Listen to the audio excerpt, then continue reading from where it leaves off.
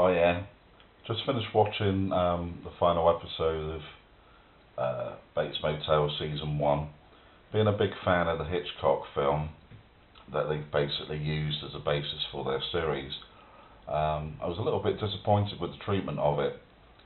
The film by Hitchcock was a very tight film, and I feel with Bates Motel, it's a rather tenuous link. It could have been a story about anyone, but they wanted to trade in on the goodwill and the franchise that is Norman Bates and his loopy mother. There was a film before called Bates Motel. This is not connected to it, and it's also a prequel which has been done before, which was Psycho for the Beginning, where Olivia Huss, who played Norman's mum.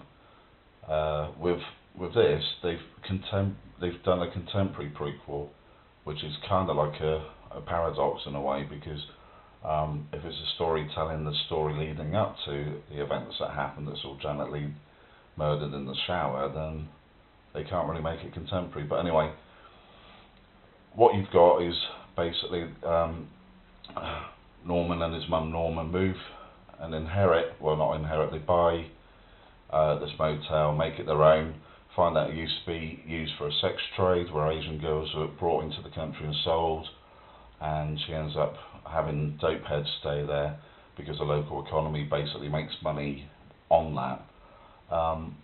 All of this seems kind of sort of like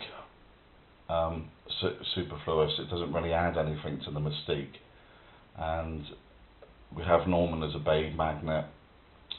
The amount of things that happen, it's more love triangles, this, that and the other. So it's basically EastEnders but in a motel, and all they've done is effectively watered down something that was quite shocking in its day, and basically made Norman suitable for the Twilight generation, where you've got young pretty things, and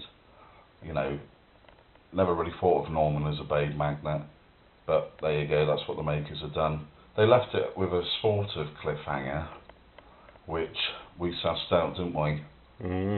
But the second season's been given the green light and will be on air in 2014. And for those that want to buy it, I understand it's available in the UK on DVD and Blu-ray from February.